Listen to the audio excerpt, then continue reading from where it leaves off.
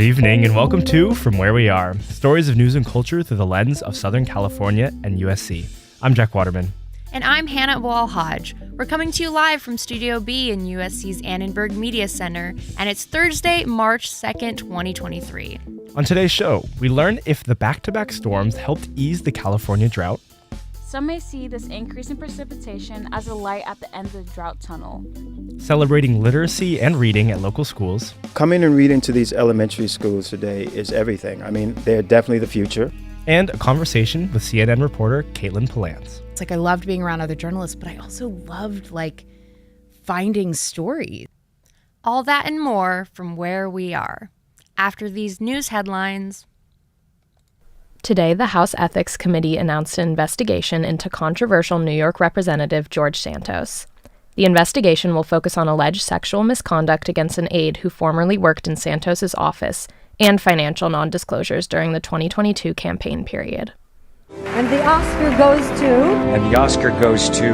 And the Oscar goes to... Despite pushback against the Academy Awards' lack of diversity in the 2015 Oscars So White movement, a new study conducted by the USC Annenberg Inclusion Initiative found that nominees and winners are still predominantly white and male. According to the study, only 27% of nominees were women between 2016 and 2023, and only 17% came from underrepresented racial or ethnic groups. Following a bout of extreme winter weather and heavy snow in California, the National Guard is sending aid to stranded and snowed-in residents of the San Bernardino Mountains today due to the overwhelming demand for local emergency services. Governor Newsom declared a state of emergency in the county yesterday, citing unusually intense snow, rain, and wind. Also today, the Justice Department rejected former President Trump's claim of absolute immunity and said that the lawsuits over his role in the January 6th insurrection should move forward in federal appeals court. According to a statement from the department, no part of a president's official responsibilities includes the incitement of imminent private violence. We had an election that was stolen from us. It was a landslide election, and everyone knows it. U.S. Secretary of State Antony Blinken spoke with Russian Foreign Minister Sergei Lavrov for the first time since Russia's invasion of Ukraine today at the G20 summit. End this war of aggression, engage in meaningful diplomacy that can produce a just and lasting peace, said Blinken about the discussion. I urge Russia to reverse its irresponsible decision and return to implementing the New START Treaty. Today, Alex Murdaugh was convicted of murder and faces 30 years to life. The South Carolina lawyer was found guilty by the jury of murdering his wife and son in June 2021 following a 6-week-long publicized trial. The State versus Richard Alexander Murdaugh, defendant. Indictment for murder. Guilty. Verdict. Finally, California Senator Dianne Feinstein has announced that she has been admitted to the hospital with shingles, a virus which causes a painful rash, but is expected to make a full recovery. The 89-year-old announced her retirement last month at the end of this term following a long career as the state's first ever female senator.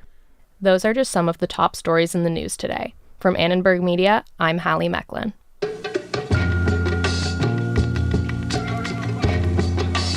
Today is Read Across America Day, and it's dedicated to the importance of literacy in America. Interestingly enough, this National Day was created just 25 years ago. But for what reason? Amy Lopez has the story.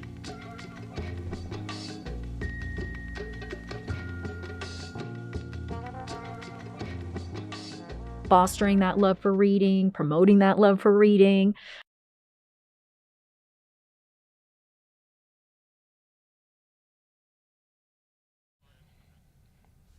We're having some technical difficulties with that story. We will be bringing you the story about Read Across America Day in just a little bit, so stay tuned for that.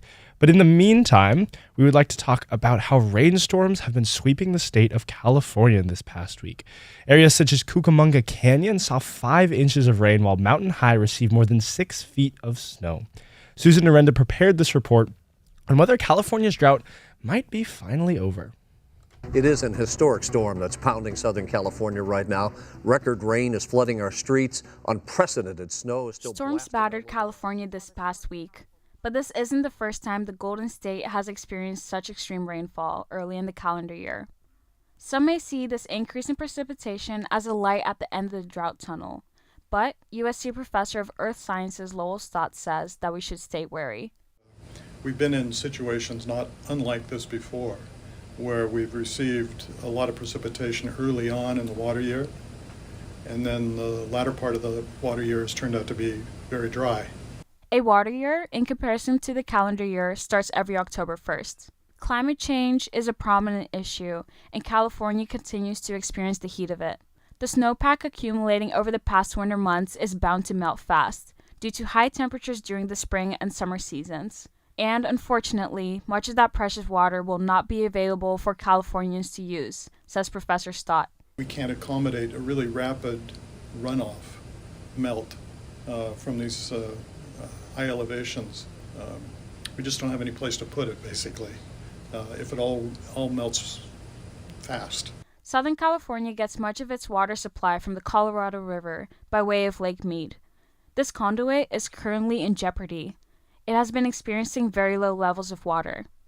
In early January, Lake Mead was only about 1/4 full, so low that it's only a few feet away from becoming an inactive reservoir. The dwindling lake water is one of Southern California's biggest problems when it comes to having a stable source of water. USC tries to remind all students, please be mindful of your water usage. And that will help some, but most of our water consumption in California goes to a surprising use, says USC's Professor Stott. A large fraction of California's water goes to agriculture, and it's really, really difficult to cut back on agricultural water use. California is a very big agricultural state and uses a lot of water. Even after the big storms of the last few weeks, the current state of the drought won't be known until April. So USC and the California Department of Water Resources remind you, please continue to monitor your water use and practice water conservation. For Annenberg Media, I'm Susan Narenda.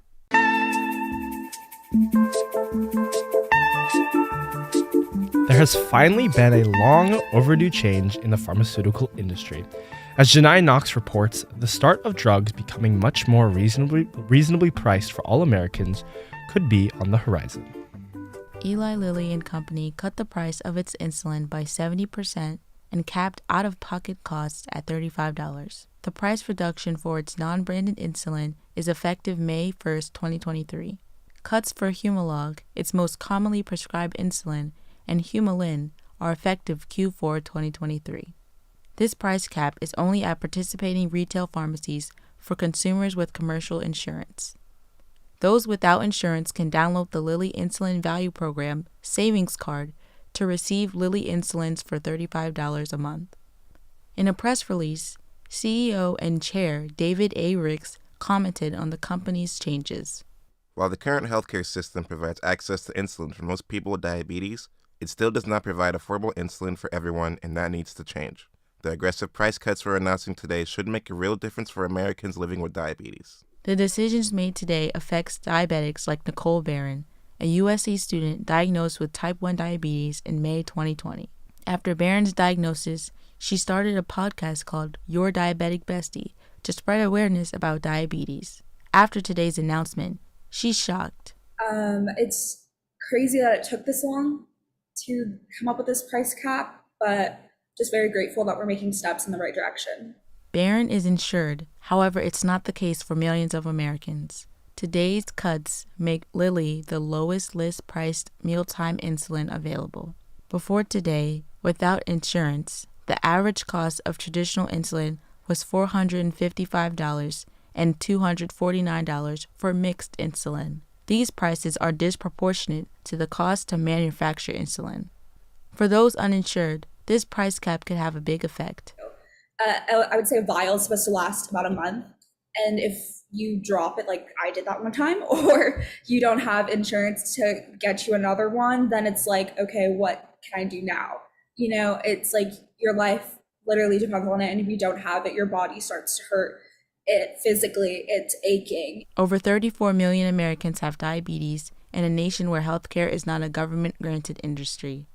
Caps like this one may even the playing field for those with disabilities. For Annenberg Media, I'm Janai Knox.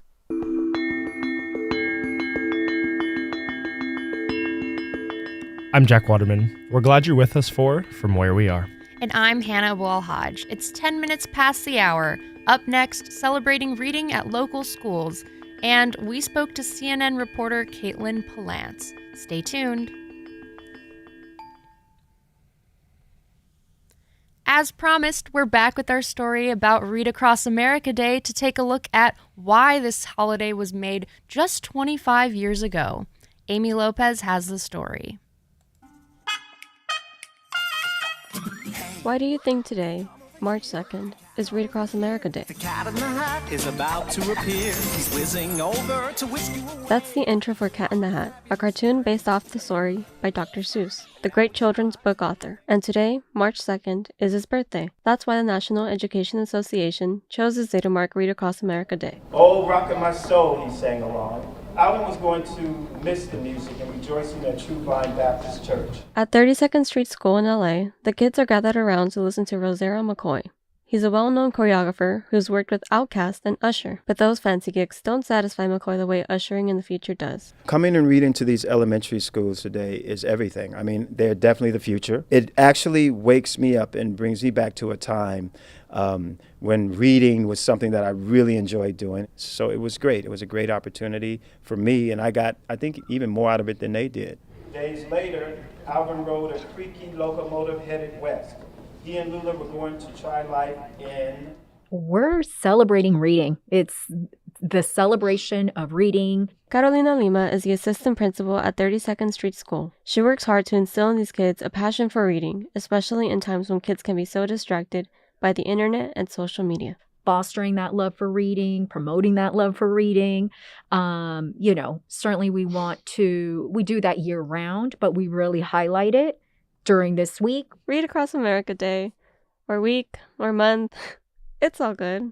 We also try to make it clear that the library isn't always a quiet space because learning isn't always a quiet activity. Crystal Starr is a teacher librarian at 32nd Street School.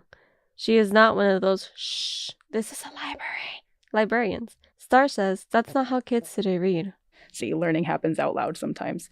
So I think just really trying to make students understand those things, it makes them more curious about reading and it gets them more excited about literacy in general. Starr also encourages parents to read with their kids, and she welcomes reading in any language. It's really important that parents read to their children, and not just in English. I think it's really important that parents read to their children whatever languages are spoken at home. It's important that we as a society teach children especially that reading means access. Where do you guys think that we're going to move to?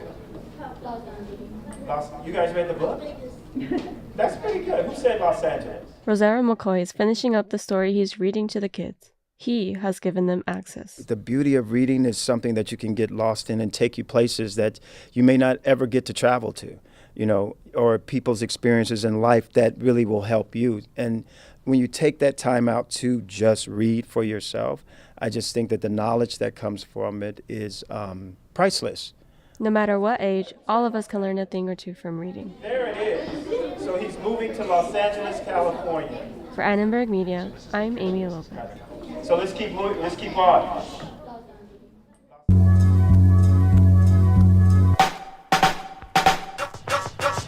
It's always fun when special guests stop by the Annenberg Media Center to impart their wisdom on all of us. To help us kick off Women's History Month, we were joined by Caitlin Palance, a senior reporter on crime and justice for CNN, to talk about her experiences and how she got her start in journalism. I went to Pitt, and I walked into Pitt, and I got a meeting with a dean who said, "What are you good at, and what do you like to do?" And I said, I like grammar a lot, and I think I'm an okay writer, but I just really like talking to people. Yeah. And I was a very talkative child, and I'm an extrovert. And this dean said, "I want you to go meet a professor at Pitt who's a former Washington Post journalist. She's sitting downstairs." I walked into her office, and she looked at me and asked me the same question. And then she said, "Well, what do you think you could do with your life?" And I said, "I don't know. What do people do that do this? I don't really want to go to law school. So does that mean I should go into public relations?" She said, "No, you're not going to public relations. You're going to work at the student newspaper. Go across the street and apply right now." And I did. And, years later at Pitt, by the time I was a senior, I had written for every section. I was a copy editor.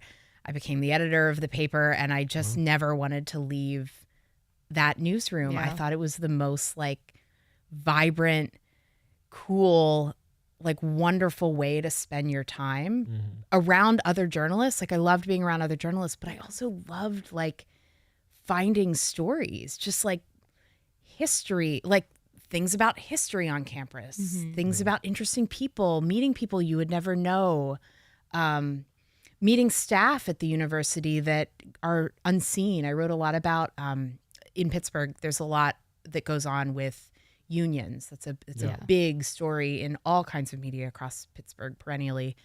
And so I wrote a lot about the janitors and the union for the janitors at Pitt at that time. So anyways, so it bit me as a bug. Again, we are speaking to Caitlin Palance, a senior reporter on crime and justice for CNN. Very, very cool. I want to switch gears just a little bit. Coming into March, it's actually Women's History Month this month. And we want to just get your perspective on being a woman in journalism, some of those challenges you may have faced or successes you may have had, and just your thoughts on that. So me personally? Sure, yeah, or just what you've seen in the world, either one. Oh, wow. Well, I think right now we're in a moment where there's a lot of really influential female journalists, and there've been a lot of real trailblazers in recent years. From my perspective, I think I don't think that it's ever been a hindrance,